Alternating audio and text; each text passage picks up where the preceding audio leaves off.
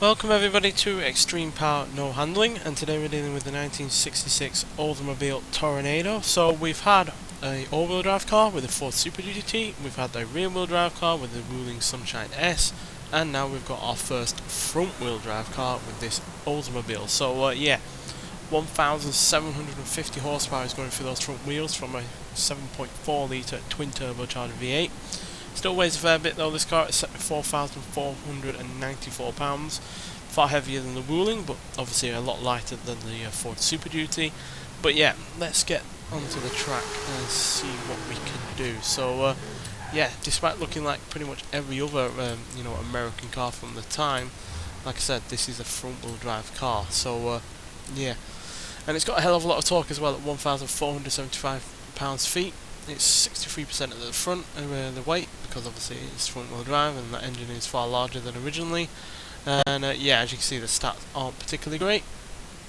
But yeah, top speed stat is obviously even better, because obviously it can now do 190 miles an hour at the top end with all of that power. But it still has its 3-speed automatic gearbox, which, even though that obviously doesn't limit the top speed, it might make it a little bit harder to keep the power down, because you've got less gears to work through and less gears to change the engine up. So yeah, that might be an issue. Obviously another issue is probably going to be the brain as well. But you know, this for a very early front-wheel drive car in terms of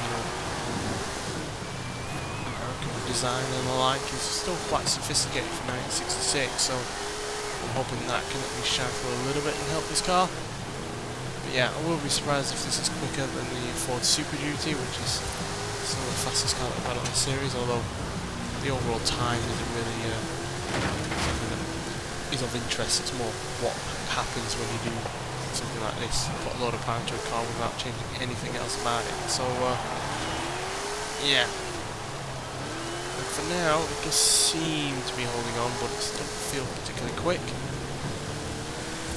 Although it definitely is once you give it some room on the straight, you'd expect for something with so much in the way of power. But the amount of power it has, even though it's far more than it had originally, it still, was a powerful car in its stock form. It still had nearly 400 horsepower in stock form and plenty of torque, so it wasn't a slow car or an underpowered car originally by any means. So yeah, its acceleration, for instance, is completely out of the realm of what it could originally do. It can do 0 to 60 now in 6.530 seconds, and 0 to 100 in 11.744 seconds. So yeah, pretty sharpish car now. Like I said, it wasn't woefully slow originally either. Yeah, you can definitely feel all of that power tugging at the front wheels.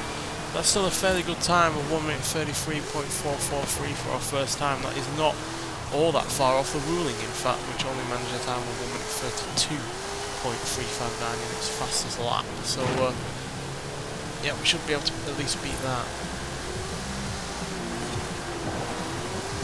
Can't beat the Ford. Oh dear. Yeah, it's a little bit ungainly, this, as you'd expect for something with all of that power for those front wheels. The brakes are still awful as well, as they were on the stock car, so stopping is quite an issue when you were such a rate of speed to slow down from, especially given it's hardly light.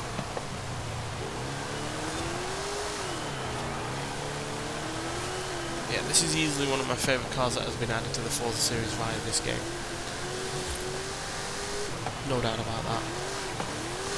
This kind of car we've never had before. We've never had much in the way of front-wheel drive cars from America originally, but to have this, which was an originator of it in terms of American cars, is quite amazing, quite frankly. And yeah.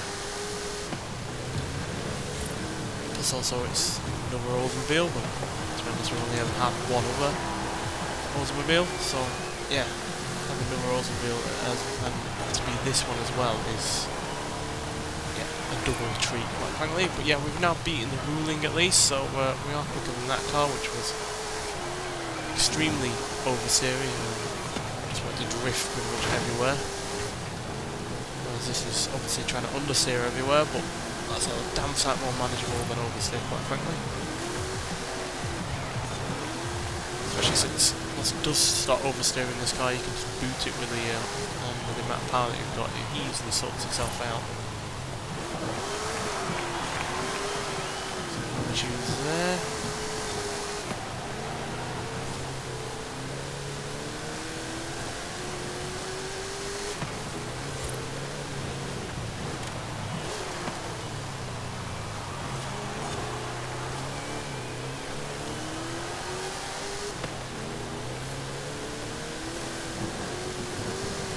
Spin its wheels all the way up to more than 100 miles an hour at least. It's hilarious. I feel the car struggling for grip, but just isn't there.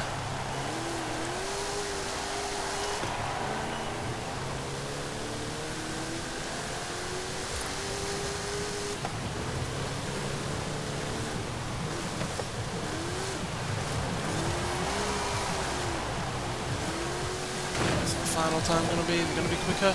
Yes, it is. That's the first time we've had our third lap be the fastest of the 3 laps that we've taken the car out on. Usually it's been the second lap for the previous 2 cars. So yeah, time of 1 minute 28.822, which is, yeah, nearly 4 seconds ahead of the ruling, but it's just under 4 seconds behind the Ford Super Duty, which, yeah, given that is a more modern car, even though it's a huge amount of weight in that vehicle, and you know, but it had the same amount of power as this, despite having way more in the way of weight. But it also had all-wheel drive, which helped it in some of the corners. So, yeah, I guess that is what ultimately helped it, as well as being a more modern car with more modern brakes. But still, that is a really rather solid time. And yeah, the car on the whole seemed to reasonably handle it. Obviously, it had its issues, understeer being the main one, but yeah, it wasn't as ungainly as you might expect for such a huge amount of power. And yeah, it was able to, you know, more than shift once you got it into a straight line. But yeah, if it had a better gearbox and you know, rear wheel drive, I imagine it would have been quicker, but then that would be defeating the point of this series. So yeah, no point really you know, theorising over that. But yeah, still solid car in this form. But yeah, definitely a car I really enjoy driving in stock form, and I highly recommend, you know, having it, trying it out if you haven't already. Nonetheless, thanks for watching, and I'll see you in the next one. Bye.